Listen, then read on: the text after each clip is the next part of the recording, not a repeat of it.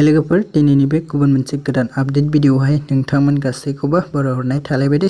नोंथांमोननिसिम आसा खालामा भिडिअखौहाय जागायनायनिफ्राय जोबजासिम नायलांगोन होननानै। एक्चुअली नोंथांमोनाथ' भिडिअनि ससे इन्ट्र आरो टाइटेल थाम्बनेलखौ नायनानै एसेब्लाबो हमनो हाखादोंआनो जानांगौ दे जे दिनैहाय आं मा भिडिअनि सायावहाय नोंथांमोननिसिम आपडेटखौ लानानै फैदों।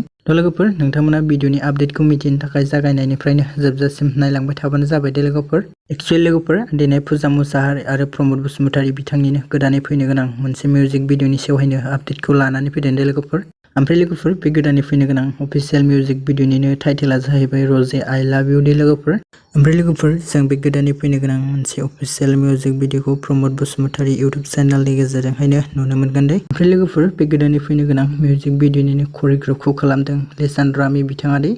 आरो लोगोफोर मिउजिकनि देंखोखौ होदों प्रमद आरो इलिसा बर' बिथाङा दे। लोगोफोर नोंथांमोना बिथांमोननि बे गोदानै फैनो गोनां मोनसे अफिसियेल मिउजिक भिडिअखौ नायनो थाखाय सोर एक्साइटेड जाना दङ कमेन्टनि गेजेरजों फोरमायहरदो दे। लोगोफोर बिदिब्ला दिनैनि सर्ट आपडेट भिडिअआ बेखिनियानोमोन दे। आसा खालामो नोंथांमोना भिडिअखौ नायनानै मोजां मोनदों। भिडिअखौ जुदि नायनानै मोजां मोनदोंब्ला भिडिअखौ खनसे लाइक खालामनानै होबानो जाबाय दे। आरो चेनेलखौबो गोदानै नायदोंबा साबस्क्राइब खालामनानै ला दे लोगोफोर।